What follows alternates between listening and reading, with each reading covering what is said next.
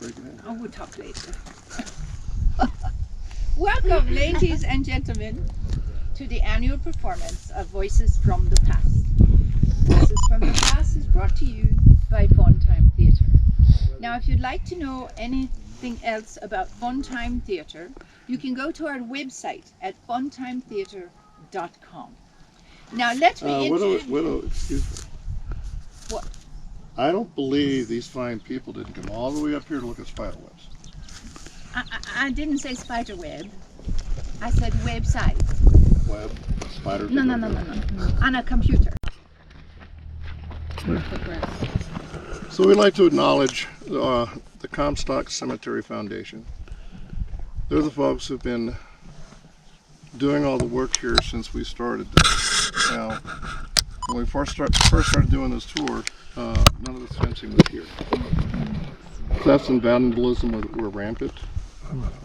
People would ride the horses and those motorized things through here, damaging headstones and things of that nature. But now this wrought iron fence surrounds the whole entire perimeter of the cemetery.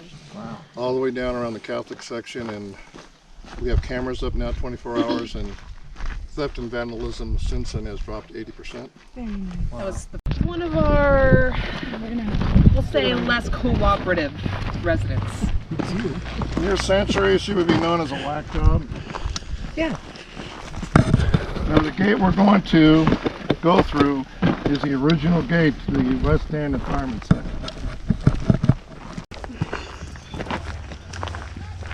Yes, please watch your step throughout the entire walk, really. Hello, Miss Wilson. How are you today? I'm very well. How about you, Mrs. Lang? Doing very well. Oh, I see you've got a nice one for me. Thank you so much. So many lumpy places. Papa, where's George? Oh, he's busy. Don't talk about him. All right. So I'm here to talk about my good friend George. He's a fireman. And there's one thing that firemen always think about. Fire and water.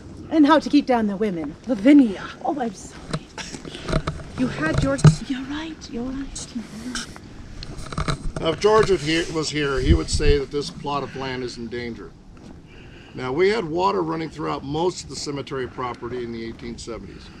Well, for fires, yes, but also to protect the monuments and the flowers of the cemetery. Some of his friends helped lay those lines, and they worked quite fine. The only thing left now are these old rusted pipes and no new source of water. Please follow me. Hi, Thomas. Oh, no, Missy. The women of Virginia City have stated they don't want your kind here. Kindly get you back to your graveyard. Like reading people's fortunes is a godlike way to make money. At least what I do makes men feel good in an honest sort of way. Besides, most of us are here way before you petticoat dragons arrived in this mining camp. Lavinia, knock it off. You know she's an honorary volunteer in the firemen. Yes, I'm sure she knows how to put out a fire.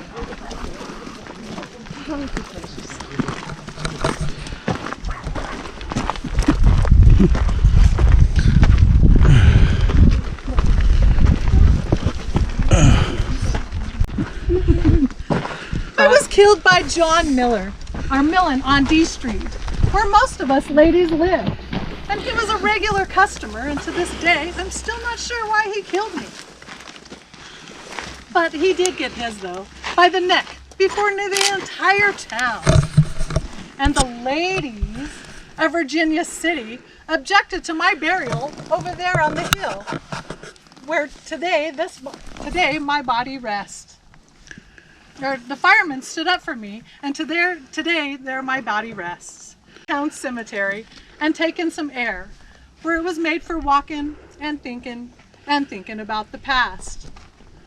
This was a man's town when I arrived, unlike any other towns. where the pinched up old ladies came a lot faster, just like the ore came a lot faster, more than any other town that I had lived in. In the 1860s, only 5% of the population were women, but that quickly changed. Over 50 years, the female population grew to nearly 47%, at the highest. The money was good, good enough that I had nice jewelry and fancy dresses, where most of it my killer took when he killed me. That's how they discovered him. He was trying to sell my jewelry. And the black oval pin that I loved so much was given to me by my first madam. And the dresses, the delicate dresses. Life of a working lady in the town was not easy, and I had thought for a moment or two about quitting my job, but not soon enough. I want you to keep that in mind. Do some. If you would mind telling these fine folks about your life in Virginia. I'd love to. I lived here myself from the time I was 3 until I was 19. The sisters lived and worked caring for Virginia City's children, the ill and the poor, from 1864 to 1897. The town of Virginia City was only about 5 years old when 3 Sisters of Charity arrived at the request of Father Patrick Minogue. They found a building at the corner of K and Washington Streets to house a combination convent, orphanage, and boarding school. You might be able to tell these fine folks a little bit about your life. You were a miner after all, and that was we were a mining town. Well, I could probably tell you a little bit, but you folks aren't seeing my Virginia City. My Virginia City, well, it was noisy, it was stinky, it was like you didn't want to drink the water, and you know, it just ain't my Virginia City. I can't say that. James was a miner for 12 years. He had moved up to the position of putman shortly before his death in 1879. He was working at the 2,000-foot level below when a plank from a cage fell and struck him in the head. There was a coroner's inquest that cost the county $18. I was worth every penny. Yes, you were. But his death was ruled an accident. He left behind 2 fine children, and his wife had preceded him in death in childbirth. Now please, guests, remember, he's a rough man, but this was a harsh place to live. Do you have anything more to say, James? Well, let me tell you about my story. My story came into town just like a lot of people to come and strike it rich.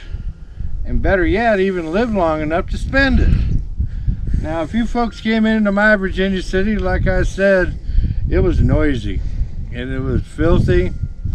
We really didn't have the nice things that we have here. Yes. Even the roads were pretty damn bad.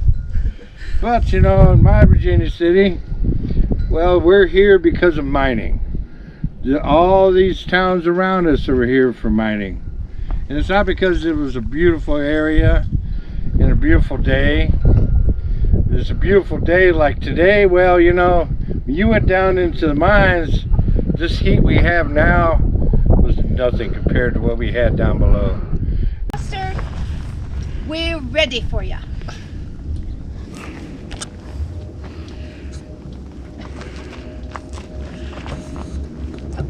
Foxy, you have company.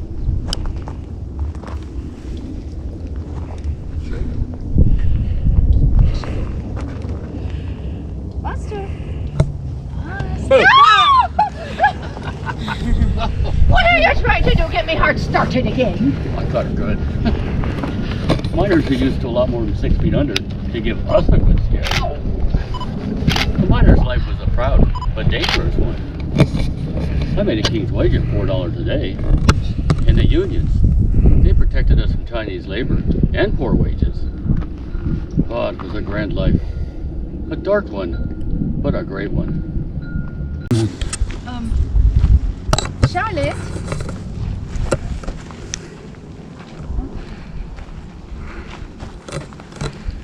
Charlotte.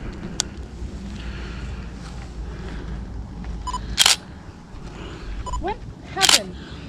There used to be clovers and morning glories all over the place. And I would always help out all of my friends in keeping up their relatives' graves. And we would hang canvas out to protect the flowers from the intense heat. Widow, what happened? It's been a long time, and people are trying to fix it. But would you tell these fine people about your life here in Virginia City? Oh, well, of course. Thank you. Hello, I'm Charlotte. Well, many women had to travel a long ways before they actually ended up on the Comstock. And everyone called it a man's playground, but eventually, as women started to come in, we were able to get all of the fashions and luxuries that life would provide, if you had the money, of course. I was very fortunate. I married the Story County assessor, and we were both very well off. But not like one of my very good friends, Georgina. Her husband, he was always sick or out of work, and well, it seemed that one day she would get all of her bills paid, and then the next she would lose half of her savings on mining stock even. And she would always get so happy and excited whenever she had provisions for winter or a large pig in the corral, and even then that could change at any minute. A lot of the women here had to work, having boarding houses, housework, laundry, and yes, I've heard that there were plenty of prostitutes. I had a wonderful life here, though. Travel, social outings, and friends were most of what occupied my time. And one of my favorite things to do was go to Piper's Opera House. Their performance